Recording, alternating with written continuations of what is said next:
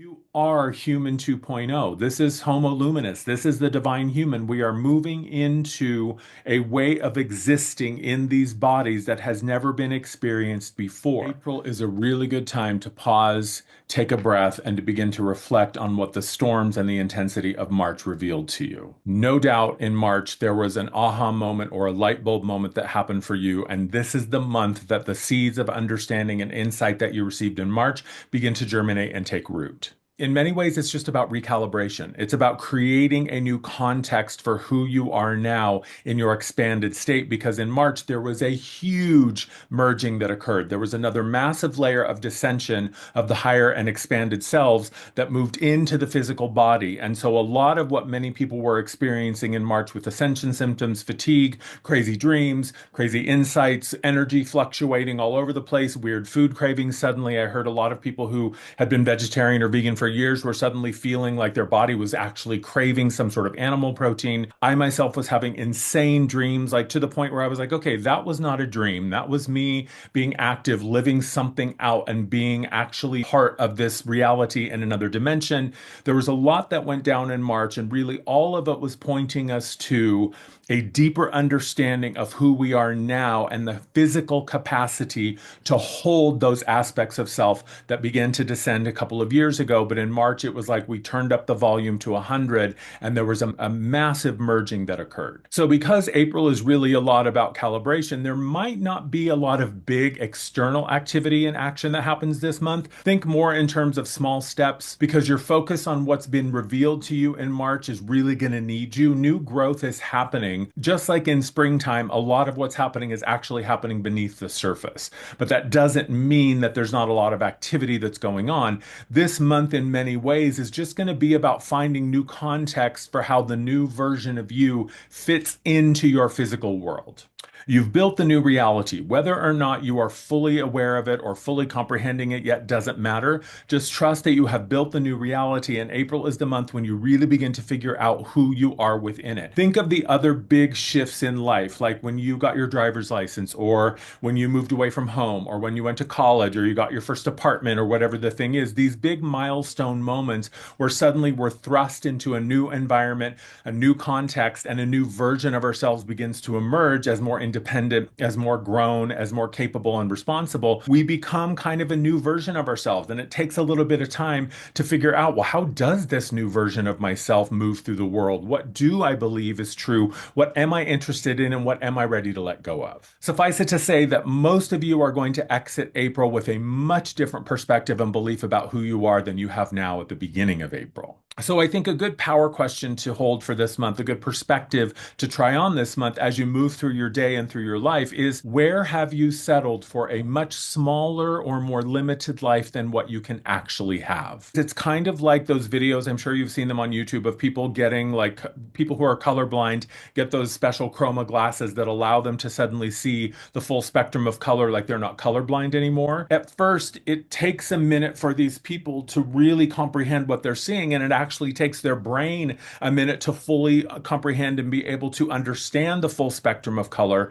And you always see that they're like, is this how it really is? I never knew that this is what color really looked like. Oh my God. A lot of times we don't know it's possible because we assume that the limitations that we inherited or adopted, the belief systems, the perspectives, whatever it is that influences what we believe about ourselves and how we move through the world and what we think is possible. And so once you begin to discover new depths and new heights to your beingness through this higher self integration, you're really going to start to discover where you have been settling for limitation or smallness without even knowing it. So one of the big themes for April, and this happened right at the end of March, was Neptune finally moving into Aries after almost like 15 years of Neptune and Pisces, and that dissolving, dissolution, deconstructing energy of Neptune and Pisces, water and water. It's time to now harness your inner fire and begin to move into action. Baby steps are okay this month because in many ways, those inner fires might still be coming into a full-fledged flame, right? It might still be an ember. It might just be a little spark, because the power of Aries is that it is the beginning of the zodiac cycle. It's the baby of the zodiac. So in many ways, Aries energy is all about being born again. Pisces is the completion. Pisces is the culmination. Pisces is reaching the mastery of whatever path you have been on. And Aries is the beginning of a new cycle, a new chapter, and a new phase. So trust the process and allow yourself to take the baby steps, but just know that it is time for you to harness that inner fire and begin taking steps and making action, even in really small ways, according to the new understanding of who you are now. That is a key. It's a new operating system. It's a new software update. And so the old ways aren't necessarily going to work anymore. And it might take you a couple of tries to really figure that out and fully realize it. Because you're just on the other side of this major threshold. You just stepped through, like I said, March was like portal after portal and threshold after threshold. So it's like you just received this box of magic. So I think a good intention this month would be to understand that this is a perfect opportunity to reconstruct your identity in a way that includes the acknowledgement of your expanded self. You know something more about yourself than you did a month ago. You know something else, something's different, something has changed. And even if you don't have a full understanding of the ramifications of the new timeline that you've jumped into, simply accepting the fact that there's a new you that has emerged, that will do for now. So all it really is a matter of saying like, okay, spirit, God, the universe, whatever you call that force, okay, spirit, I understand that things have changed. I understand that I'm in a new timeline. I acknowledge that there's a new version of self that is moving through the world and that I'm presenting. And I am curious to discover what that means. I am curious to discover the truth of that. And let's see how deep and how high we can go. So one of the keys for April is your focus.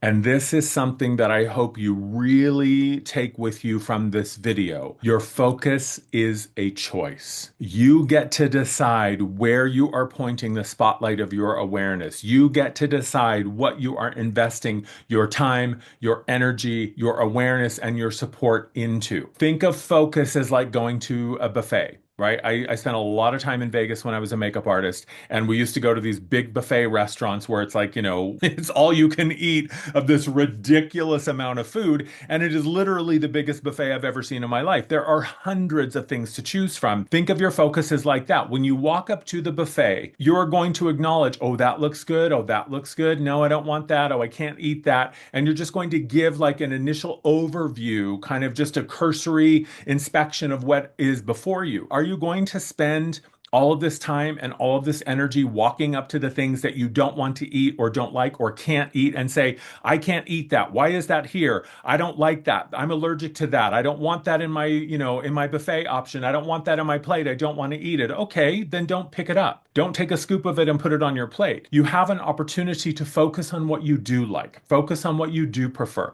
Focus on what you are curious about and what you do want to experience, as opposed to spending and wasting your time focusing on the things that you don't want. Because it's really about, again, beginning to step into this new understanding of who you are now and the new gifts that have come with this expansion. I would assert that many people right now are beginning to experience their psychic gifts or their spiritual gifts. If they've already had them, I get the sense that they're ramping up and it's like someone just turned up the volume, or you are discovering for the first time that your intuition is really powerful, that you have clairvoyance, clairaudience, clairsentience, one of the clairs. And here is the trick. Gifts are granted, but skills are earned. This is a beautiful month to spend time working with those gifts, working with the higher self, working with your guides and your non-physical helpers, well, your physical helpers too, but really taking this as an opportunity to kind of open things up and get curious about what has been going on in there. How deep can I go in my meditations? How high can I go in my astral projection or my astral traveling? How conscious and aware can I become in my dream time? How much more adept can I be at my channeled writing or my, my spoken channeling? Whatever it is that you are curious about and drawn to, pay attention to that. Again, gifts are granted, but skills are earned. I was born with these gifts that I have that allow me to serve the thousands of people that I've served all over the world for the past 13 years. But in order to really hone those skills, in order to really understand those gifts and make them something that I could rely upon in client work and coursework, I had to practice. I had to do my work. I had to show up. I had to be willing to tap in, to tune in and expand. So understanding that things have shifted is one thing. Being willing to apply yourself to discovering what it means for you now and how it re-identifies you, that is a key this month. Before we get too deep into the video, I want to invite you to check out the links below in the description box. You can find the link to my calendar if you want to book private sessions. The link to sign up to my newsletter is there, as well as all of my social media stuff. The link to my events tab on my website so you can stay up to date with what's happening with me in my events. You can sign up for that on my newsletter as well. And Awakening School. Awakening School is my 13-week program that begins on Sunday, April 6th. It is 13 years of work that I have done putting these practices and these tools into real life, putting them to the test. I have proven methods that have helped thousands of people all over the world make sense of their spiritual gifts, their spiritual understanding, help them find their path and their purpose. The link to Awakening School is in the description box below. I have a payment plan for basically any kind of budget that you might have. So check that out and sign up, because that is going to be an amazing opportunity to work with me in a small group setting and get really deep, intense one-on-one time and attention. Like I said earlier, this is like a totally new operating system. It's like we have had a total system upgrade, software upgrade, everything is new. And for many of us, this kind of crashed some of our machines, so to speak. So what I want to share with you is just a brief overview of what I have begun to identify as how the energy cycles of downloads and integrations work. Okay, so what I've got here is kind of a brief overview of how the energy cycles of downloads and integration work. Hopefully what this can do is help you make sense of, like, one day I have a lot of energy and I'm super productive, and then the next day I'm feeling like a blob, and all I want to do is like stay in my pajamas and stay in bed all day. So understanding how the energies and the cycles of downloads and integration work, I think will be really helpful for you, especially because this year and next year is going to be a lot of these cycles of really big energy coming in, and then downtime where we're in our integration sort of cocooning phase, and then lots of upticks in energy as we begin to integrate this information and this energy. So when your energy is high, but output is low, so you have energy high and output low, you are in a downloading and receiving phase. And what this means is you are perhaps, like, think of yourself as sitting on a cushion, right? Think of yourself in deep meditation. You have a lot of energy and you're really active, but you're also kind of in this internal phase. Most of the energy is an internal thing. You're actively allowing, you are connected, your focus is internal. There's probably going to be a lot of crown, a lot of third eye, and a lot of heart energy. There's a lot of activity, but it's not necessarily a time that you are going to be producing a lot, or creating a lot, or offering a lot through your external action. Your energy is high, but your output is low because you're activated and your system is receiving information and receiving energy, but it's not necessarily information or energy that you understand quite yet, because we still need to go through the next phase, which is more of the reboot. And this is when energy is low and output is low. You are in an integration and assimilation phase.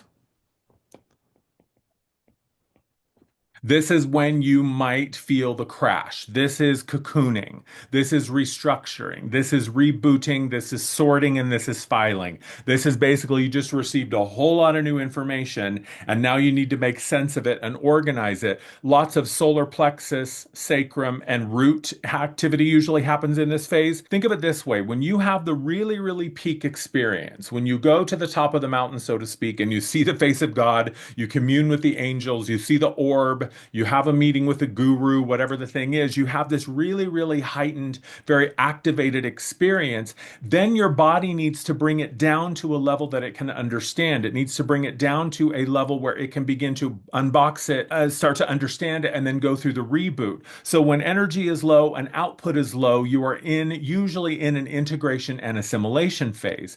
Then there's usually what I would call a nil point or a void point After you go through the integration and assimilation phase, this is essentially the reboot. This is when the system is powering down and it begins to reboot and you start to come back to awareness. This is when energy is low,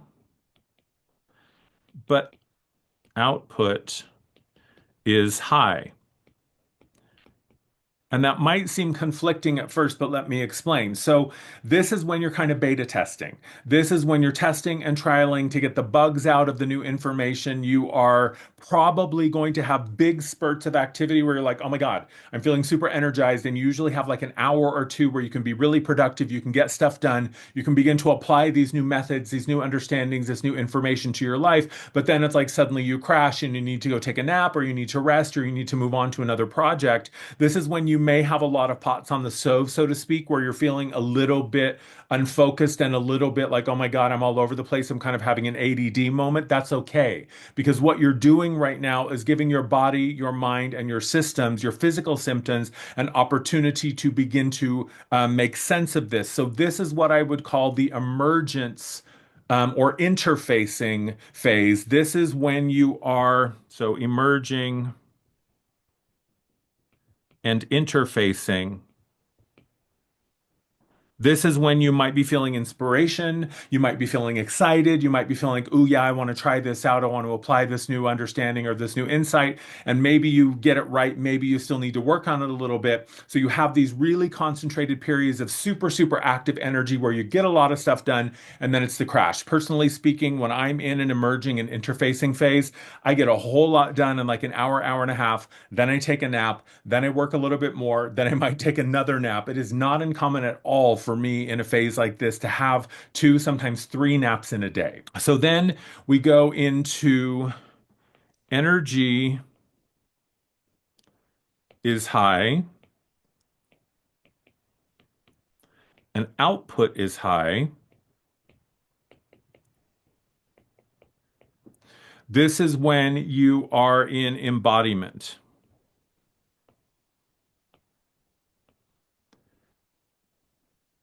and interfacing.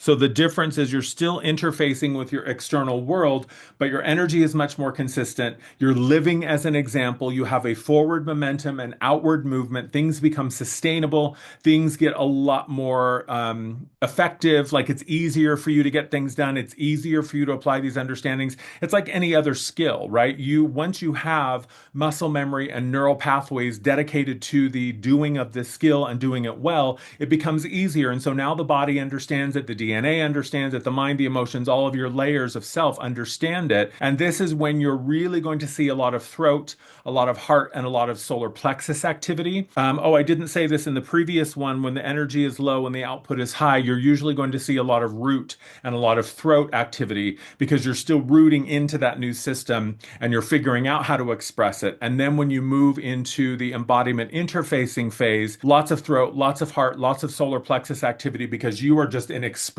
mode and you can't wait to get out there and share it. And you're navigating the world with this new understanding. And then usually after that phase is when you have a plateau of sorts. And this is when you kind of get to that phase of like, oh, I think I've got it, right? I'm kind of cruising along. Maybe I'm even on autopilot a little bit. And that is generally the sign that you're getting ready to go to another phase of the downloading and receiving, because once you have gotten those skills and you've gotten that understanding to a point where it's under your belt and you really get it and you really are able to embody it from that consciously competent perspective, then no doubt it is only a matter of time before you're going to be challenged again with a new download, a new leveling up, a new layer of insight. So this is really just an oversight, again, an overview of the energies of cycles and downloads and how that and integration work within your physical body. Because what we're really starting to see, I think, more and more is how the physical apparatus responds to the spiritual and energetic experience. This is something that I have shared a lot on my social media, that palindrome numbers for me over the years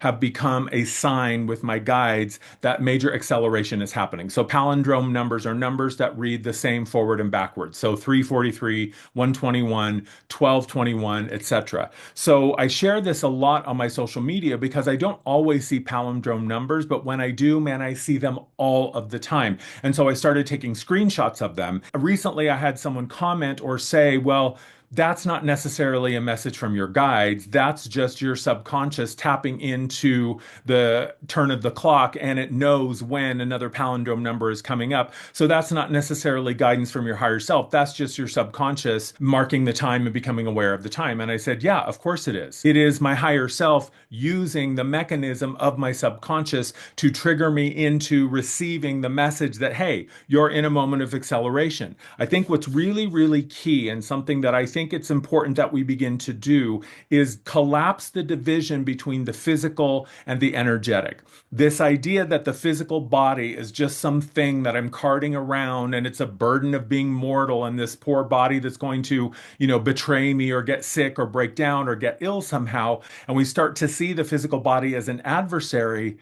Quite the contrary. The body is an amazing piece of equipment. It is a fantastic, magical machine, and its ability to give us a way to interface with an environment that is not our native environment of origin is unparalleled. Think of it like this. If you were going to walk on the bottom of the ocean, you are not a sea creature. You would need a scuba suit to help you move through the ocean, to survive, to breathe, to interface and interact with your environment around you.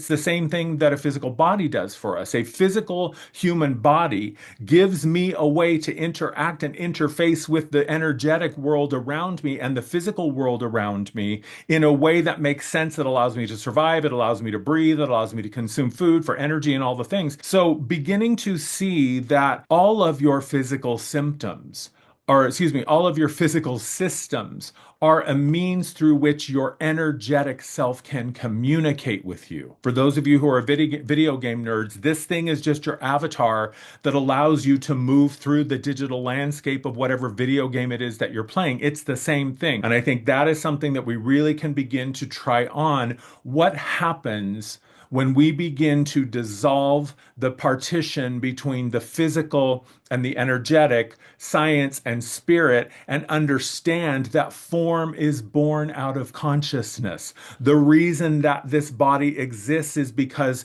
consciousness wanted to know what it was like to inhabit this body. So as we continue to expand in the understanding of who we are, it really can change the relationship that we have with our physical body, with our magical, mystical scuba suit that allows us to walk along the surface of a planet that is not our planet of origin. So, along with this understanding of the physical self as a part of our spiritual experience and our expanded self, is understanding how to anchor in this new timeline. The higher self timeline really is all about walking around with the understanding in your pocket that you are far more than your physical self. Your physical self is the way that your expanded self focuses itself into a physical reality. So understanding what the physical and the energetic self needs is key to thriving in this landscape of energy that is just going to continue to accelerate for, I would say, probably the next 18 months. So here is one of the things you can begin to pay attention to. It's about balancing the physical and the spiritual needs. It is normalizing energetic and emotional needs. Your energy and your emotion that you feel and express and experience through your physical human experience, your physical human life, is always going to be showing you something. Understanding how to serve your physical and your energetic self is super, super key. So what that means is taking time, at least 5 minutes a day. 20 minutes is better, where you can just sit and be silent and still with yourself. No screen in your hand, no screen in your face, just sitting and breathing and being present with your experience to really tap into what's happening inside of you, what's happening under the surface. That is going to be key.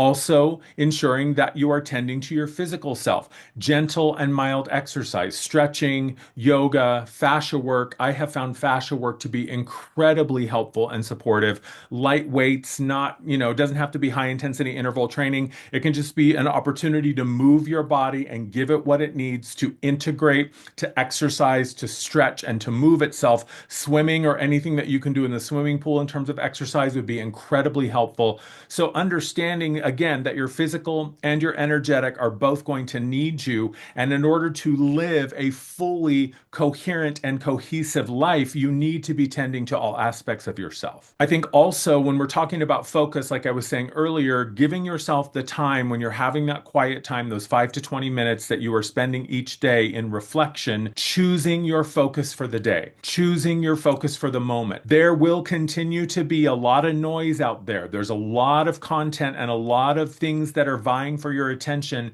and vying for your awareness. And let's be honest, not all of them are worth your time and your attention. So giving yourself that quiet time before you're sucked into the digital world that so many of us spend so much time in, giving yourself a clear focus for the day, giving yourself a clear intention for the moment will really help to make sure that you are connected to your inner space. One thing that I have also found to be really, really helpful is creating a phrase, sort of like a mantra, that helps remind you of your chosen focus and helps you to reconnect to avoid distraction throughout the day. So it could be something as simple as healthy, balanced, and thriving. Healthy, balanced, and thriving. When you find yourself getting sucked into something that feels like it's off track or it's taking you into a place that you don't necessarily need to go, okay, healthy, balanced, and thriving. That's my focus. That's my intention. That immediately brings me back to the moment. And it's a good trigger that you can use throughout the day to remind yourself of where you have chosen to focus. Because there may be old habits, there may be old patterns that you're finding challenging to break, and that's okay, right? This is, again, a huge transition this month from the old self into a more expanded self. So you might need a few tricks and a few tools to help you stay on track. I love Post-it notes. Post-it notes are one of my favorite ways to make sure that I'm continuing to receive input and feedback that is aligned with what I want to focus on. So you could write healthy, balanced, and thriving on a Post-it note, put it on your bathroom mirror, put it on your monitor, put it on your dashboard, put it on, the wall in your bedroom. And so you see it first thing when you wake up in the morning. Put Post-it notes throughout the house with these messages of reminders and activation to help you stay connected and focused to what you have decided is the reality you prefer. So taking the time to sit with yourself and be with yourself, not only this month, but as we proceed forward, this will also give you insight to what's happening energetically. And those cycles that I shared previously can give you an overview, but you also have to be willing to stop and pay attention and kind of take an inventory of what might be happening for you physically, emotionally, energetically, and mentally. So I want to leave you with a thought as we're closing here. I know there's a lot of people out there that are disillusioned because they are seeing authority figures and leaders and systems and beliefs and information. We're seeing them fail. And a lot of people are very disillusioned right now and they don't know where to turn for guidance or leadership. I think ultimately what this is an opportunity to see that the only true authority resides within. The access to your divine self and your divine awareness is accessed through your internal space. Sometimes it will show up in a physical avatar of someone outside of you who can guide you or help you or inspire you or support you. But ultimately, the source of everything that you seek is within you. And so when you see an external system or leader or, informational belief collapse, you are given an opportunity to reclaim the authority and the control that you have invested in it. That's the only reason that these systems fail is we have outgrown them in some way. And so we're being given an opportunity to look at them through a new set of eyes and go, is that still true? Do I still believe that? And do I still need that? So it's okay to aspire. It's okay to look up to someone or hope to be at some level at some point. But also remember that we humans idolize and worship the things because we think that we're not that. That's why we worship it, because we think it's something that we can only hope to be, or we think that it's something that we will never be, or that we'll never have, or that we'll never feel. But the truth is that you are the divine in a body. You are human 2.0. This is Homo luminous. This is the divine human. We are moving into a way of existing in these bodies that has never been experienced before. So April is a really, really potent time for you to begin to try it out, to beta test, to give it a test drive, to test your limits, to see how deep, how far, and how wide you can go. But also understand ultimately the only authority that exists is the one that's inside. Thank you, everybody, for watching. I hope you have a fantastic April. I love you. We'll chat soon. Bye bye.